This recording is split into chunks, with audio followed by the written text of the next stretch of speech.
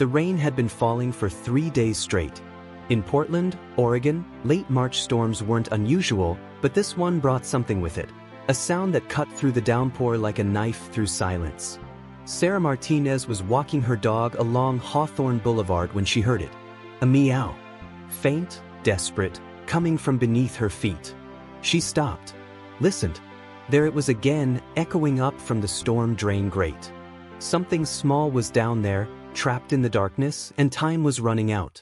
She knelt on the wet pavement, rain soaking through her jacket, and peered through the metal bars. Yellow eyes blinked back at her from 6 feet below. Someone needed help. And Sarah wasn't walking away.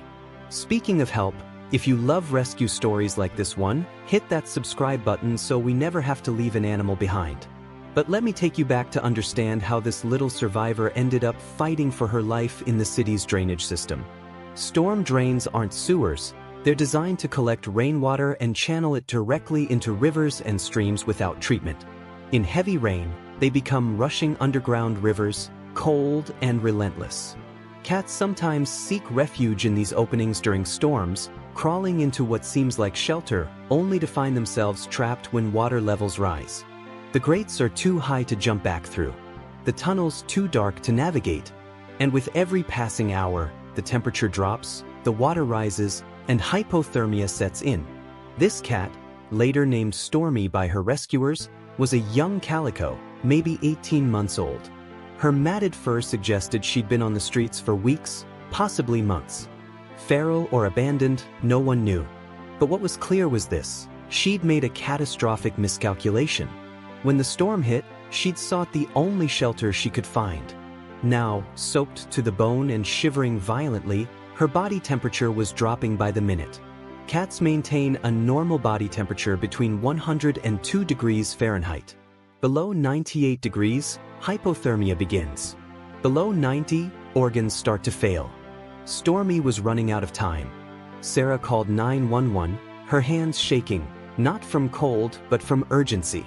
The dispatcher connected her to Portland Animal Control, but it was after hours. She tried the fire department. They were dealing with flooding across 3 districts. She tried a local animal rescue. Voicemail. The storm had stretched every emergency service to its breaking point. But Sarah couldn't leave. She wouldn't leave. So she did the only thing she could think of. She started calling her neighbors, posting on community Facebook groups, texting everyone she knew. Someone had to have an idea. Someone had to know how to help. Within 30 minutes, 3 people showed up. Then 5. Then 8. Word spread fast in tight-knit neighborhoods, especially when an animal needed help. Among those who came was Marcus Chin, a plumber who'd lived in Portland his entire life and knew these drainage systems better than most city engineers. He brought a flashlight, rope, and a toolbox. His assessment was grim but honest. The drain connects to a tunnel system that runs for blocks. If she goes deeper, we'll never find her. Another neighbor, Rita Kowalski, worked as a veterinary technician at a local clinic. She recognized the signs immediately when she shined her flashlight down. The cat's breathing was shallow, her movements sluggish. Hypothermia was setting in fast. Rita knew that cats in this condition often became disoriented, and disoriented cats made poor decisions. If Stormy tried to move deeper into the tunnel system seeking warmth or escape from the noise above, they'd lose her. Every minute mattered. Marcus suggested they try to lure her with food first. Tuna, the strongest smell they could find. Someone ran to a nearby convenience store and came back with 3 cans. They opened them, the scent cutting through the rain, and lowered one down on a makeshift rope rig. Stormy looked at it, sniffed, but didn't move. She was too cold, too scared, or too exhausted. Maybe all 3. Hypothermic cats lose their appetite as their bodies shut down non-essential functions to preserve core temperature. Food wasn't going to work. "We need to get her out now," Rita said. "If we wait any longer, she won't make it." Marcus examined the grate. It was bolted down, designed to prevent debris from clogging the system. Removing it would require tools he didn't have: a pry bar, a crowbar, maybe even a cutting torch. He made calls to other plumbers in his network. One of them, a guy named Tony Vasquez from a local company called PDX Drains, answered on the 3rd ring. Tony had been following the Facebook posts. He was already loading his truck. "I'll be there in 15 minutes. Keep her calm. Keep her visible. Don't let her move." 15 minutes felt like 15 hours. Sarah talked to Stormy through the grate, her voice soft and steady, trying to keep the cat from retreating deeper into the tunnel. Others held umbrellas over the drain to block the rain from pouring directly onto her. Someone brought a portable space heater and aimed it downward, hoping to raise the air temperature even slightly. It wasn't much, but it was something. And something was better than nothing. When Tony arrived, he brought a hydraulic lift, a crowbar, and a net attached to a telescoping pole, the kind used to rescue small animals from tight spaces. He'd done this twice before, once for a kitten and once for a raccoon. He knew the risks. If they moved too fast, Stormy might bolt deeper into the tunnel. If they moved too slow, hypothermia would win. Tony positioned himself over the grate, studying the bolts. Rusted. City infrastructure that hadn't been updated in decades. "All right," he said. "We're going to pop this grate. When I do, she might panic. Rita, you ready with the net?" Rita nodded. Her hands were steady despite the rain. She'd sedated terrified animals before, coaxed injured strays into carriers, stitched wounds on feral cats who wanted nothing to do with humans. This wasn't her first rodeo, but it never got easier. Every rescue felt like a gamble, and the stakes were always life or death. Tony wedged the crowbar under the grate. Metal groaned. Rust flaked. On the count of 3, he and Marcus lifted together, muscles straining, boots slipping on wet pavement. The grate gave way with a screech that echoed down the block. Below, Stormy flinched, pressed herself against the tunnel wall. Her eyes were wide, pupils dilated, every instinct screaming at her to run. But there was nowhere to run. Just darkness behind her and strangers above. Before we see what happens next, quick note, members get the extended footage of rescues like this, including all the behind-the-scenes moments and follow-up visits. Just saying. Links below. Alright, back to the rescue. Rita lowered the net slowly, talking the entire time, soft rhythmic sounds that mimicked a mother cat's purr. Stormy watched it descend. Her body was shaking now, violent tremors that signaled her core temperature had dropped dangerously low. Rita had seen this before. Cats in severe hypothermia often stopped shivering altogether as their bodies gave up trying to generate heat. They became lethargic, unresponsive. Then they slipped into unconsciousness. Then they died. Stormy was still shivering. That meant there was still time. The net touched the ground beside her. Stormy didn't move. Rita adjusted the angle, trying to position it so the cat might step inside on her own. For a moment, nothing happened. Rain drummed against umbrellas. Flashlights cut through the gloom. 8 people held their breath. Then, slowly, Stormy took one step forward. Then another. Her paws were unsteady, her movements jerky, but she was moving. Toward the net. Toward help. Maybe some part of her understood that these strangers weren't a threat. Maybe she was just too exhausted to care anymore. Either way, when she stepped into the net, Rita didn't hesitate. She lifted. Smooth, steady, no sudden movements. Stormy's weight was nothing, 4 pounds at most, dangerously underweight. As she emerged from the drain, the street light caught her fur, and everyone saw just how bad it was. Matted. Filthy. Soaked through. Her breathing was shallow, her body cold to the touch. Rita wrapped her immediately in a warm towel someone had heated in a car's dashboard vent. Not hot, gradual warmth was critical. Sudden temperature changes could send a hypothermic cat into shock. We need to get her to a vet. Now. Sarah's car was closest. Rita climbed into the passenger seat, cradling Stormy against her chest, monitoring her breathing. Someone else called ahead to Hawthorne Veterinary Clinic, explaining the situation. The vet on call, Dr. Linda Tran, said to bring her straight in, she'd be waiting. Marcus, Tony, and the others stayed behind to replace the grate, making sure no other animal, or person, fell into the same trap. They worked in silence, rain-soaked and exhausted, but no one complained. They'd done what they came to do. One life saved. One small victory against a city that didn't always make room for its most vulnerable. At the clinic, Dr. Tran was ready. She took Stormy from Rita's arms and moved fast. Rectal thermometer first, 92 degrees. Dangerously low. Heart rate, slow and irregular. Respiratory rate, shallow. Stormy's gums were pale, almost white, a sign of poor circulation. Dr. Tran started an 4-line immediately, warming the fluids before administering them. Intravenous therapy was the fastest way to raise core temperature from the inside out. She wrapped Stormy in heated blankets, careful not to apply direct heat to her skin. Hypothermic cats couldn't regulate sensation properly, burns were a real risk. While the 4 dripped, Dr. Tran checked for injuries. Frostbite on the ear tips, mild, treatable. Abrasions on her paw pads from rough concrete. No broken bones. No internal bleeding. The real danger was her temperature and the complications that came with it. Hypothermia stressed every system in the body: heart, lungs, kidneys, brain. If they didn't stabilize her fast, organ failure was inevitable. Dr. Tran monitored the 4, adjusted the warming blankets, and watched the thermometer like a hawk. 93 degrees. 94. 95. Each degree was a small miracle. Each degree brought Stormy closer to survival. Sarah and Rita stayed in the waiting room, too wired to sit, too anxious to leave.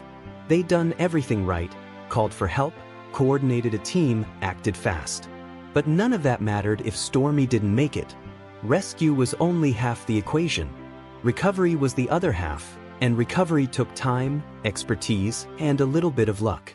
An hour passed. Then 2. Finally, Dr. Tran emerged. Her scrubs were wrinkled, her face tired, but she was smiling. She's going to make it. Stormy's temperature had climbed to 97 degrees. Her heart rate had stabilized. Her breathing had deepened.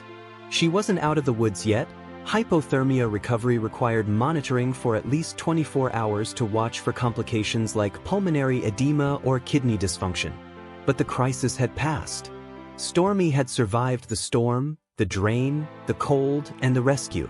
Now came the hard part: healing. Over the next 3 days, Stormy stayed at the clinic under Dr. Tran's care. She was given antibiotics to prevent infection from her wounds, pain medication for her inflamed paw pads, and fluids to keep her hydrated. Her fur was gently cleaned, clumps of matted hair had to be shaved away, revealing skin that was raw and irritated from weeks of living rough. But beneath the filth and the trauma, something remarkable was happening. Stormy was eating. Small amounts at first, just a few bites of wet food. Then more. Then she started grooming herself, a sign that her body was beginning to feel safe again. Grooming is one of the first behaviors cats return to after trauma. It's how they reclaim control, how they soothe themselves, how they say, "I'm still here. I'm still me." By day 5, Stormy was transferred to a foster home run by a woman named Claire Dawson, who specialized in rehabilitating feral and semi-feral cats.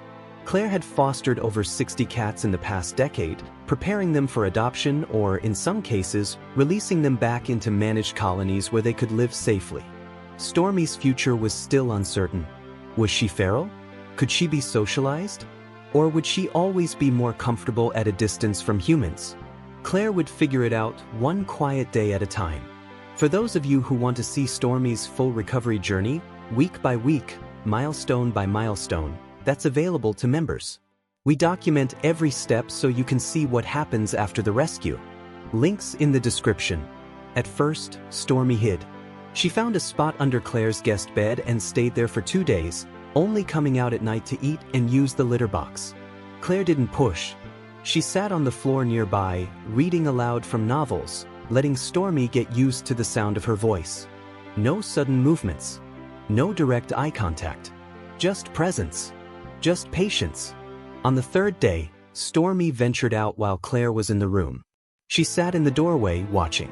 Claire kept reading, pretended not to notice.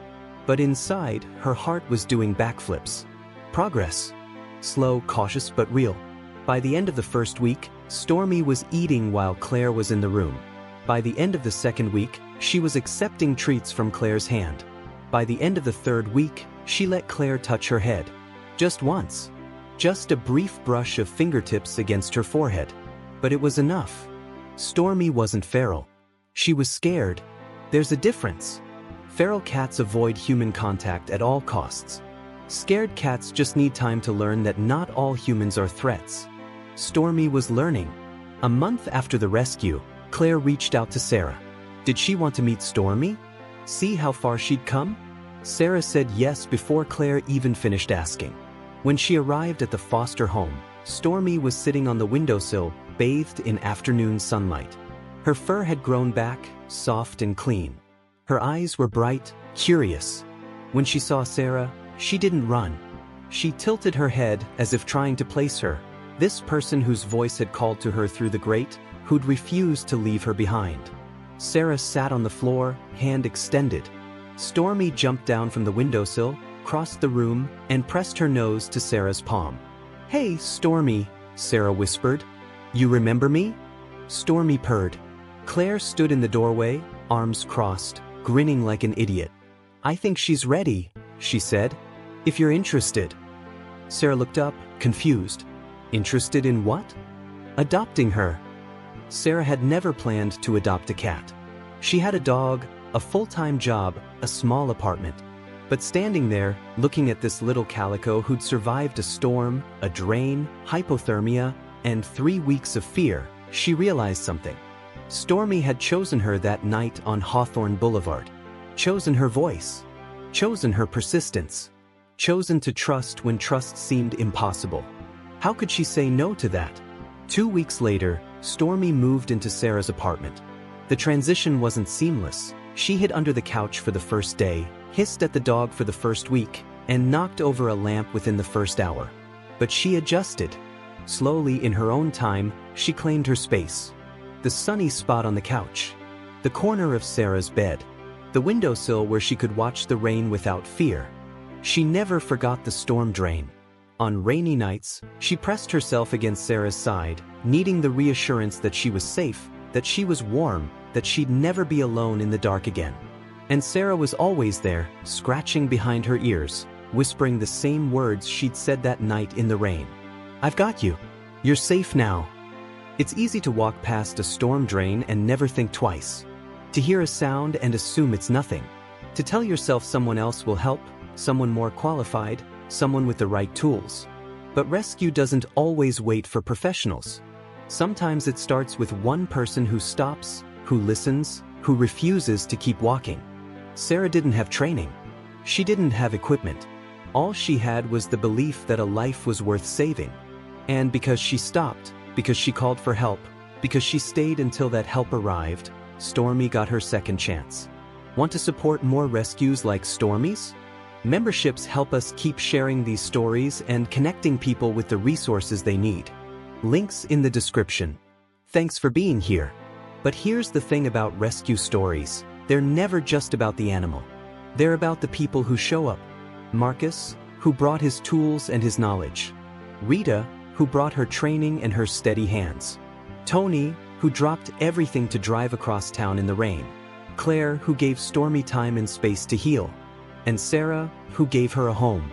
8 strangers became a team because one small life mattered.